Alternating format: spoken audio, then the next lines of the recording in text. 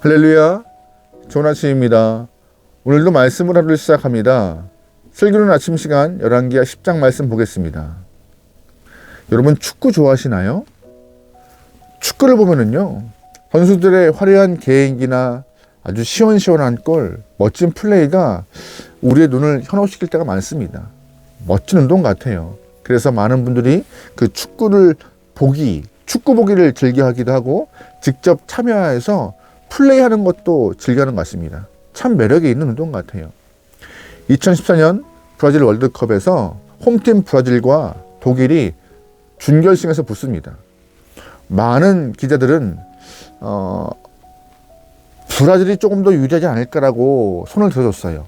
왜냐하면 브라질 각 개인의 선수들이 너무나 출중한 개인 기량을 갖고 있기 때문에, 화려함으로 무장한 개인기를 갖고 있기 때문에 재미없는 것 같은 독일 축구보다는 더 나을 것이다라고 평가했던 것이죠. 근데 막상 결과를 열어보니 결과는 독일의 7대1로 승리했습니다. 놀랬죠, 많은 분들이. 기사가 달리기 시작합니다. 왜 졌는가? 브라질은 왜 졌는가? 딱 하나였어요. 거의 많은 기사들 중에 거의 같은 내용들이었습니다. 브라질의 화려함은 골이 연결되지 않았지만 탄탄한 기본기의 독일은 골로 연결되었다. 눈에 보이는 화려함이 전부가 아님을 잘 보여주고 있는 한 사건 같습니다. 우리는 눈이 좀 즐겁기 원해서 화려함을 선호해요. 그 화려함은 동경과 부러움을 불러오기도 하고요. 하지만 그 화려함이 삶에서 실속을 빼앗아가 버린다면 그 화려함은 허상일 뿐입니다. 얼마 전에 본 기사인데요, 요 근래 젊은 분들이 인스타그램, 페이스북 같은 것을 통해서 자신의 사진들을 많이 올리잖아요. 먹었던 것, 가보았던 것, 만난 사람들 다 올리면서 자신의 삶을 공유합니다. 그런데 점점점 사진의 질을 높이고, 또한 자신이 가본 것과 갖고 있는 것, 했던 것들을 자랑하고 싶어서 좀 도가 지나친 경우가 많더라고요. 사진을 위해서 빚까지 지는 일이 발생한다고 해요. 빚까지 지는 일. 몇 컷의 그 화려함을 보여주고자 빚을 진다? 저로서는 이해가 안 되는 부분인데 그런 분들도 계시더라고요. 사진의 화려함이 결국 삶에서는 온전함과 매치가 안 된 모습인데요. 화려함이 삶에서 실속을 빼앗아가 버린다면 그 화려함을 제고해 봐야 하는 것입니다. 다시 말해서 보여지는 화려함보다 삶의 기본이 더 충실한 것이 온전하고 건강한 삶을 위해 더 필요한 것인데, 그 기본을 위하여서 우리가 애쓰기를 소망합니다.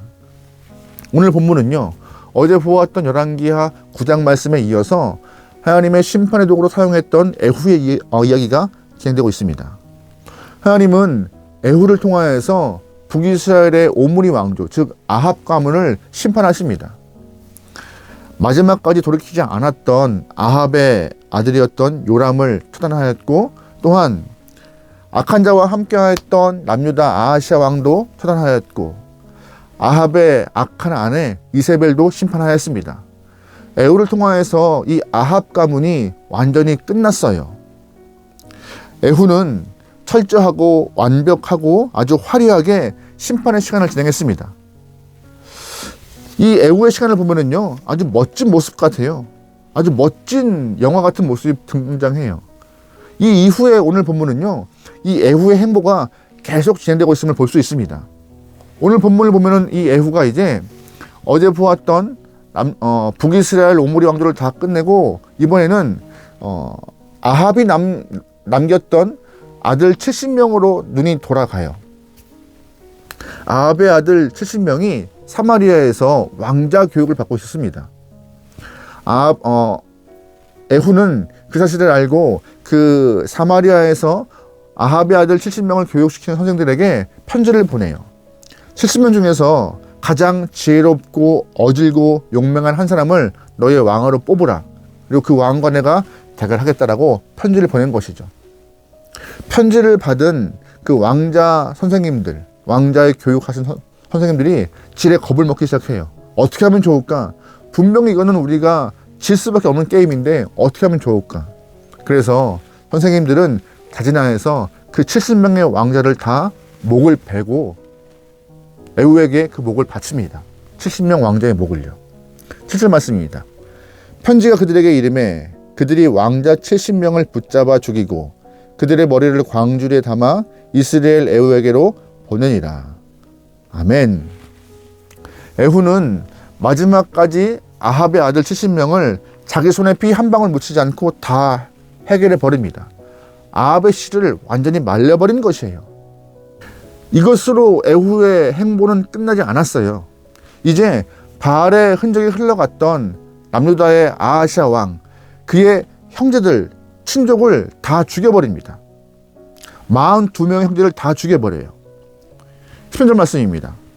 에후가 유다의 왕 아하시아의 형제들을 만나 묻되 너희는 누구냐 하니 대답하되 우리는 아하시아 형제라. 이제 왕자들과 태후의 아들들에게 문화하러 내려가노라 하는지라. 이르되 사로잡으라 하매 곧 사로잡아 목자가 양털 깎는 집 웅덩이 곁에서 죽이니 42명이 하나도 남지 아니하였더라. 아멘. 아합의 가문도 다 끊어버렸고 또한 아합의 가문과 혈연 관계 또한 혼인 관계가 있던 남유다 아하시아의 모든 형제들 다 죽여버려요. 아주 깨끗이 끝내버려요. 이것으로 에후는 만족하지 않았습니다. 이 이후 에후는 또 한 번 북이스라엘 땅에 바알의 제사장들을 다 없애버리겠다, 바알의 씨앗을 다 말려버리겠다라고 작정을 해요. 그래서 작전을 짭니다. 에후 본인이 바알에게 모든 것들을 이렇게 고백하는, 자신의 신앙심을 바알에게 고백하기 원하는데 큰 대회를 열 것이다. 전국에 있는 바알 제사장들 다 모아서 그 대회에 참석하라, 함께 예배를 드리자라고 방을 부셔요. 전국에. 에후의 방을 보고 전국에 있는 바알 선지자들이 다 모여서 한 곳에 모여서 제사를 드립니다. 그 이후 에후가 한 곳에 모인 바알의 제사장들을 다 처단해버려요. 25절 말씀입니다.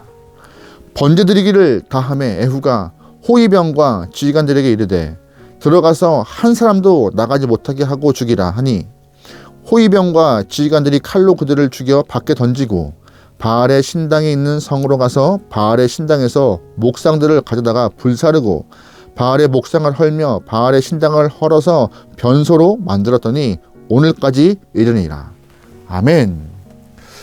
지금까지 에후의 행보는요, 거침없습니다. 굉장히 시원하고 아주 화려하고 멋져 보여요. 아합의 가문도 다 정리했고요, 남유다 아하시아의 가문과 그의 형제를 다 끝내버립니다. 게다가 바알과 그 제사장들도 다 없애버려요. 영화 한 장면 같이 아주 멋진 액션이 다 보여집니다. 하지만 멋진 장면은 여기까지였습니다. 안타깝게도 에후는 하나님이 원하시는 그 기본에 충실하지 못했어요. 아주 멋진 모습으로 다 끊었지만 마지막 하나가 부족했던 것이에요. 그것이 뭐냐? 바로 기본기를 놓친 거예요. 29절 말씀이에요. 이스라엘에게 범죄하게 한 느바시 아들 여로보암의 죄, 곧 베델과 단에 있는 금송아지를 섬기는 죄에서 떠나지 아니하였더라. 아멘. 누가요? 에후가요. 이전에 잘못된 것들 다 버려버리고 다 회복시키고 에후의 행보가 칭찬받아 마땅한 일인데, 안타깝게도 북이스라엘 땅에 잘못된 신앙을 심었던 이 여로보암의 죄를 떠나지 못하였다, 여로보암의 신앙을 물려받았다고 에후가 그 길을 쫓고 있다고 말하고 있습니다. 여러분 잘 아시죠? 여로보암의 죄가 무엇인지. 방금 그 말씀에서 우리가 알 수 있는 것은 베델과 단에 금송아지 만들어 놓고 이것이 하나님이야, 여기에 너희 마음을 심어서 신앙심을 키워 라고 했죠. 두 번째, 일반 제사장을 세워서 이스라엘 사람들에게, 북이스라엘 사람들에게 영적인 잘못된 길을 걸어가게 허락합니다. 세 번째, 마음대로 저기를 변형시켜서 북이스라엘 사람들이 혼란을 갖게 해요.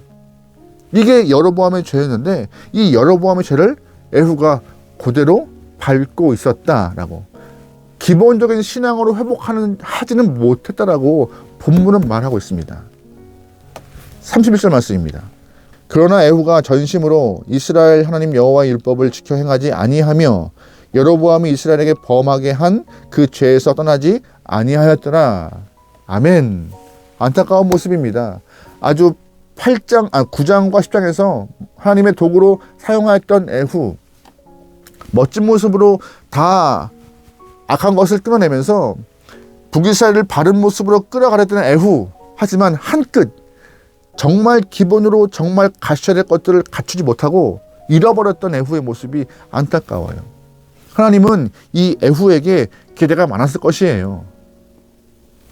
에후의 화려한 그 개인기, 용맹함, 아주 그 강단 있는 모습을 통하여서 개혁의 피치를 올렸지만 정작 근본적인 문제, 기본적인 신앙은 놓쳐버린 그 에후의 모습 때문에 하나님은 가슴 아파하셨고, 기대에 부응하지 못했던 그 에후 때문에 하나님은 북이스라엘에게 하나님의 마음을 드러내십니다. 어떻게 해요? 땅을 끊어내기 시작하세요. 32절 말씀이에요. 이때에 여호와께서 이스라엘에서 땅을 잘라내기 시작하시매 하사엘이 이스라엘의 모든 영토에서 공격하되. 아멘. 32절 말씀. 이때가 언제? 이때는 언제예요? 하나님이 기대했지만 에후가 하나님의 기대에 못 미쳤을 때에, 그때 여로보암의 죄를 떠나지 못했던 그때 하나님은 북이스라엘 영토를 자르기 시작하셨죠. 오늘 본문 우리에게 정확히 말해요. 우리 또한 하나님이 원하시는 죄의 문제를 끊지 못할 그때, 믿음의 기본, 신앙의 기본인 삶을 이루지 못할 그때, 또한 하나님이 참고 기다리시는데 돌이키지 못할 그때 하나님은 우리의 영역을 끊어내실 수 있더라고. 여러분, 오늘 우리의 삶에 정말 필요한 것이 무엇인지 아세요? 무엇인가 겉으로 드러내기 위한 결과물보다 우리의 기본적인 신앙, 기본적인 마음, 하나님 원하시는 것들을 이뤄내는 것, 그것이 정말 필요함을 성경은 말하고 있습니다. 하나님 물으십니다. 너 기본 잘 지키고 있니? 믿음의 기본, 신앙의 기본, 그 길 걸어가고 있니? 라고. 우리는 화려한 사역, 겉으로 보여주는 일들, 그런 것들을 먼저라고 생각하지만 하나님은 그거 먼저 아니야. 정말 먼저는 마음과 뜻과 정성을 다해서 주 너의 하나님을 사랑하고 믿는 거야 라고 말씀하시는 것이에요. 그리고 그 믿음을 삶으로 드러내는 것, 그것이 먼저야 라고 말씀하시는 것입니다. 오늘 하루 우리에게 주어진 시간도 있을 것이고 해야 될 일도 많을 것입니다. 가장 먼저는 하나님이고 가장 먼저는 주를 사랑하는 것, 그 마음과 그 모습 잃지 않고 기본의 신앙을 충실히 잘 이행할 수 있는 저와 여러분의 삶이 되기를 주의 이름으로 축원합니다. 아멘. 기도하시겠습니다.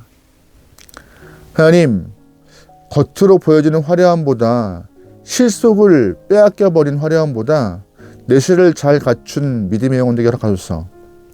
믿음을, 신앙을 잘 지켜내어 주님께 진정으로 칭찬받는 성도 되기 원하오니 우리의 심령을 주장하여 주시옵소서. 눈에 보이는 곳에 현혹되어서 주의 마음을 잃어버리지 않게 원하오니 주님이시여 좌로나 우로나 치우치지 않고 말씀을 붙잡고 주님의 마음에 시원케 하는 믿음의 기본을 잘 지켜낼 수 있는 성도가 되게 오늘 하루를 붙잡아 주옵소서. 모든 걸 맡기오며 예수님의 이름으로 기도합니다. 아멘.